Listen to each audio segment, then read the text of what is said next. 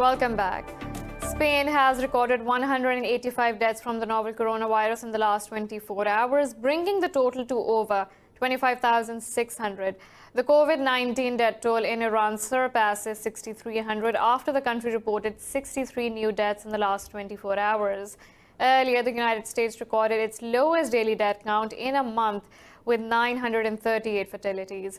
The global number of deaths has exceeded 250,000 with nearly 3.6 million people infected. More in this report. A number of countries have witnessed a decline in the new cases and deaths from COVID-19 over the past few days, reviving hope in dismal times. But a newly revised mortality model predicts nearly 135,000 Americans will die from COVID-19 by early August. These numbers have been doubled from previous projections as social distancing measures in the country are being relaxed. The global health body has urged the world leaders to unite and help less developed countries defeat the pandemic. We're in this together, and together we will prevail. We will prevail through national unity and global solidarity.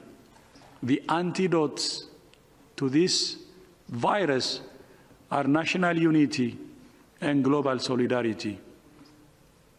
The antidote to this virus is the human spirit. In Nigeria, some businesses have reopened after the government eased the lockdown in key urban areas to restart Africa's largest economy. Over in New Zealand, authorities say there have been no new cases or deaths from the disease for second day in a row. As the region returns to normalcy, Prime Minister Jacinda Ardern says she has discussed to form a travel bubble with Australia. Now, I'm very keen, of course, as I've always said, that the advantage we have of getting back in control of the virus has been to try and get back to some form of normality. International travel won't feel like that for some time, but if we can find a way to make it work with Australia, then that would give that sense of normality, if we can make it work. There have been no new deaths from COVID-19 in China, while the National Health Commission reported one imported case in 24 hours. In Pakistan, death toll from COVID-19 has risen by 24 to 486. The Health Ministry reported 1,315 infection cases in the last 24 hours, bringing the total to 21,501. It said over 5,700 patients have recovered so far, while 186 remain critical. The ministry said more than 22,000 tests have been conducted countrywide, with nearly 10,000 since yesterday. Meanwhile, 193 Pakistani citizens, including women and children, have been repatriated from India via the Wagah border crossing. Authorities in Lahore have screened and transferred them to quarantine centers. In another news, Pakistan has summoned a senior Indian diplomat to protest the continued aggression and ceasefire violations by India along the line of control. In a statement, the Foreign Office said 6 civilians were wounded in Indian firings in Bagsar sector yesterday. The Foreign Office said 3 women and 1 child were among the wounded in Azad Kashmir. It said senseless actions by Indian forces violate the 2003 ceasefire deal and international humanitarian law. It said Indian forces along the LOC and the working boundary have been targeting civilian areas. The office said India is trying to divert world's attention from its ongoing atrocities in occupied Kashmir. The office said India has so far committed 957 ceasefire violations in the current year.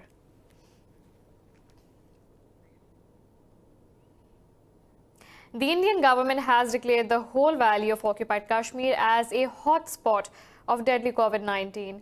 This comes days after Pakistan's Prime Minister Imran Khan warned New Delhi is intentionally using the virus as a tool for ethnic cleansing of Kashmiris. Talking to media, local officials said step is being taken after a spike in cases with no sign of slowing down. Earlier, only 4 districts, Srinagar, Bandipora, Anantnag and Shopian, were classified as red zones. Last month, New Delhi diverted Kashmir-designated coronavirus testing kits, medication and protective gear to other parts of India. Meanwhile, doctors say internet ban in the valley is the biggest hurdle in the fight against the virus. Earlier, Pakistan asked India to lift curfew from the valley to ensure supplies of essentials to tackle pandemic. In a statement, Islamabad said New Delhi must mitigate the suffering of Kashmiris during this global crisis. During a hearing in the Supreme Court, the Indian government has opposed the restoration of high-speed internet in occupied Kashmir.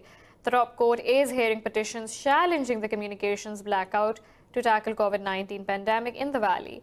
In its reply, New Delhi claimed high-speed internet can be used for sharing information about forces in the valley. The government also claimed internet will be used to spread militancy and propaganda. It said matters of state policy should not be interfered with and must be left to the government. Meanwhile, the petitioners argue doctors and hospitals need online communication to fight the deadly virus. The occupied valley is reeling under New Delhi's crushing curfew and communications blackout for the past 274 days.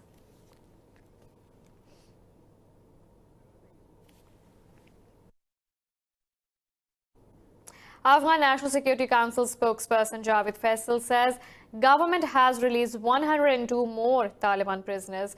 The spokesperson said a total of over 850 inmates have been freed by Kabul so far. In a statement, Faisal said more prisoners can be released by Kabul administration upon the start of talks.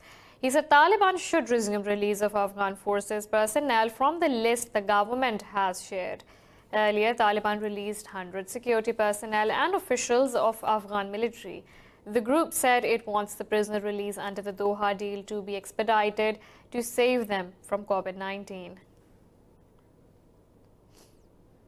The presidential palace of Afghanistan has reported progress in talks to end political turmoil in the country. The conflict between President Ashraf Ghani and rival Abdullah has pushed Afghanistan into uncertainty since earlier this year. In a statement, a presidential palace spokesperson said the talks were underway between the two sides. The spokesperson did not provide any further details. Earlier this week, Abdullah said efforts by national personalities to resolve the political crisis have borne fruit. The former chief executive said agreements in principle have been reached.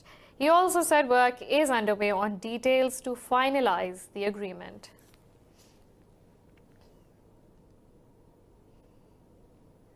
Syria says it has thwarted an Israeli missile attack on a research center and a military base in the northern province of Aleppo. In a statement, the army said it is assessing the damage caused by the strikes on military barracks in Al-Safira. This was Israel's fifth attack on Syrian territory in 2 weeks.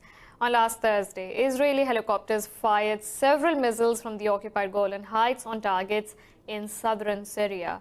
Last month, Israeli Defense Minister Naftali Bennett said Tel Aviv will step up its campaign against Iran in Syria.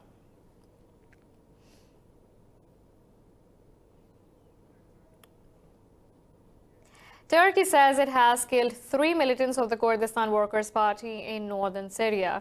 The Defense Ministry says the fighters were killed during Operation Peace Spring. It also said Turkish and Russian forces conducted the 8th patrol on a key highway in Syria's northwestern border. It said the troops from the two countries carried out land and aerial inspections in Idlib. Human Rights Watch says ISIS used the Al-Houta Gorge in northwest Syria as a mass grave for people the group abducted and executed. In a statement, the rights body has urged authorities to preserve evidence from the site needed to prosecute the terrorist outfit. ISIS controlled the area around the Al-Houta Gorge from 2013 to 2015. Human Rights Watch found evidence of the terrorist group's crimes by flying a drone into the 50-meter deep ravine. It said the bodies of at least 6 victims are present at the site. The group adds, based on the state of decomposition, the cadavers were dumped there long after the group had left the area.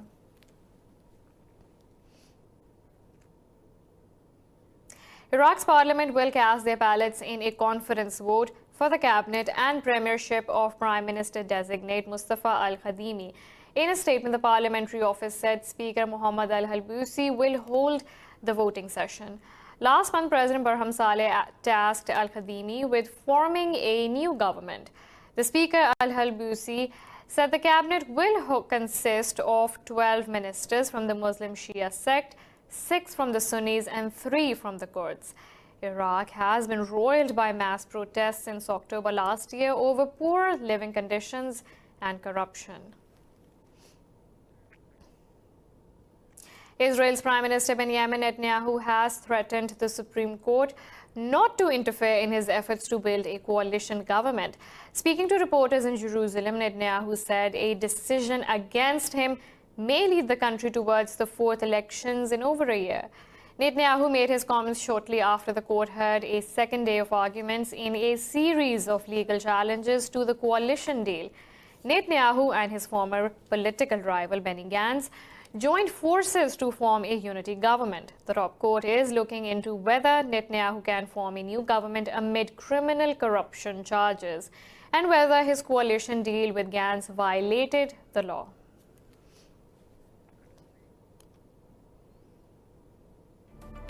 We're taking a short break, but stay tuned for more news.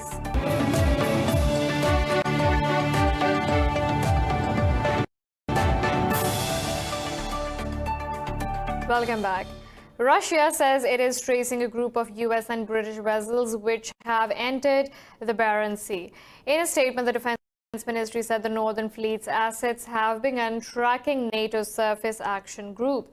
Earlier, the US Navy said 4 of its ships and a Royal Navy vessel had entered the Barents Sea to conduct maritime security operations. The US Navy said the Russian Defense Ministry had been notified on May 1st in an effort to avoid misperception. American Navy surface ships had not operated in the Barents since the mid-1980s. Russia's Northern Fleet is based near Murmansk in the waters of the Kola Bay, a fjord which feeds into the Barents Sea. The fleet includes both nuclear-powered ships and submarines. Berlin says the US nuclear umbrella extending into Germany remains part of its adherence to NATO deterrence. Spokesman Stefan Seiber said Berlin will continue to make appropriate contribution to the bloc. Seiber said Berlin, like NATO, envisaged a world without nuclear weapons, but in the meantime adhere to NATO's nuclear deterrence concept anchored in the Merkel coalition's 2018 agreement. His statement comes after the parliamentary leader of Germany's ruling Social Democratic Party called for removal of US nuclear weapons deployed in the country. Rolf Modernick said President Donald Trump's administration sees atomic weapons not as deterrence but as weapons of aggression.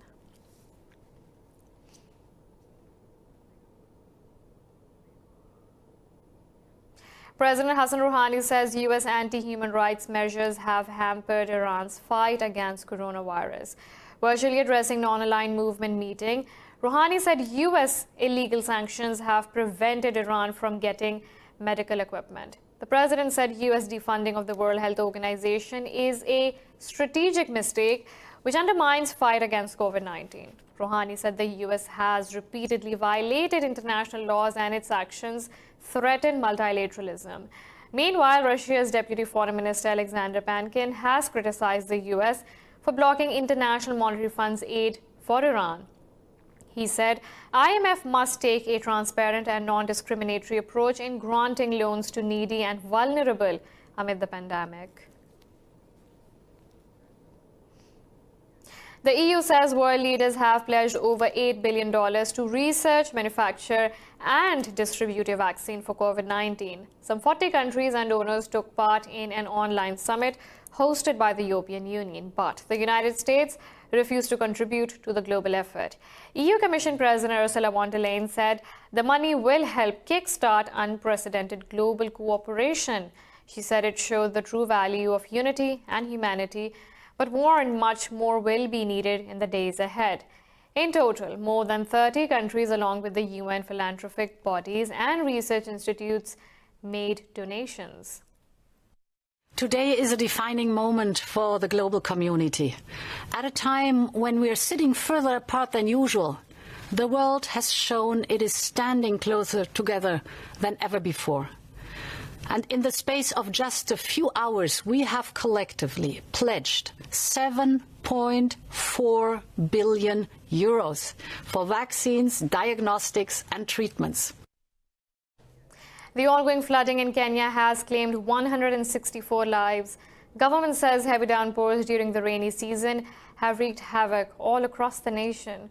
Officials said flash floods, landslides and sinkholes have left thousands displaced, livestock dead and destroyed crops. They said this year's floods are the worst that Kenya has witnessed in years. Authorities have urged residents to move to higher ground and allow the construction of proposed dams and dikes as a long-term solution. In the U.S., hundreds of giant hornets have turned up in Washington state near the Canadian border.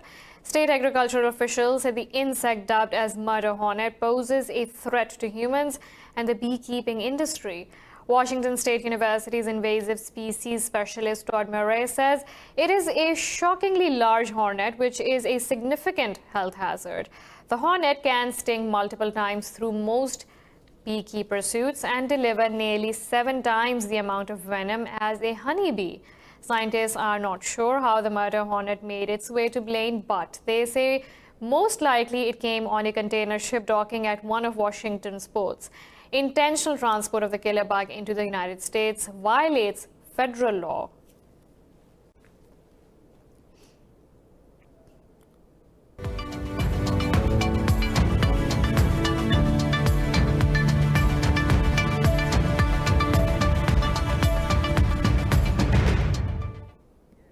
Major Gulf markets are trading higher as energy stocks take a rise in oil prices. Investor confidence is building over hopes that fuel demand will begin to pick up as many countries lift restrictions. International benchmark Brent crude price has jumped more than 8% to over $29 a barrel, up for a 6th straight day. Saudi benchmark index DASI has gained 2% as oil giant Saudi Aramco jumped 2%. Abu Dhabi index ADI is trading over 1% higher, led by an over 2% rise in stocks of UAE's largest lender, First Abu Dhabi Bank. Qatar's index QCI has gained almost 1.5% as most stocks are trading in positive territory. The Dubai benchmark DFMGI rose over 1%, riding the gains made by MR Properties and Dubai Islamic Bank. European stock markets are trading higher as investors are counting on a revival in economic activity, with several countries lifting COVID-19 lockdown. Banking stocks are witnessing a fresh rally while energy stocks track a jump in oil prices. CAC 40 Paris is trading 1.5% higher after banking group BNP Paribas stocks surged nearly 6%. The shares of oil and gas company Total have also jumped 7% after it posted first quarter net profit of nearly $2 billion, defying expectations. London's FTSE 100 has gained over 1% after oil giant BP stocks rose nearly 5%. Frankfurt's DAX is trading over 1% higher as business bank Grenke's shares jumped 10%. In Asia, Australia's ASX 200 led the gains, closing over 1.5% higher, while Hong Kong's Hang Seng gained over 1%. Meanwhile, international benchmark Brent crude price has gained over 6.5%. Demand is expected to rise following the easing of lockdowns. The U.S. has announced to borrow a record $3 trillion in the second quarter of 2020. The sum is over 5 times the previous quarterly record set at the height of the 2008 financial crisis. In a statement, the Treasury Department said the increase in privately held net marketable borrowing is due to the impact of the COVID-19. The department said it expects the government to borrow another $677 billion in the third quarter. U.S. government's total debt is now nearly $25 trillion, reaching over 100% of GDP. Washington has approved about $3 trillion in virus-related relief, estimated to worth about 14% of the country's economy.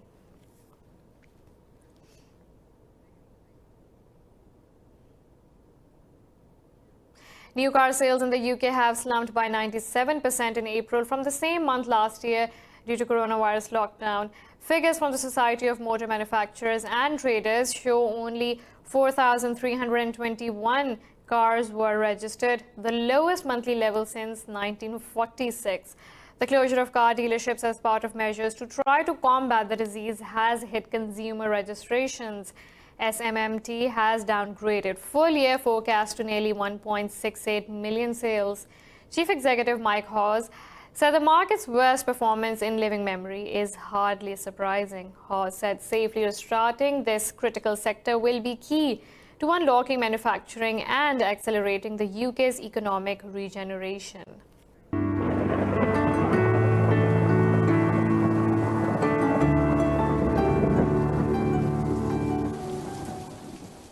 Now let's look at the weather from around the globe.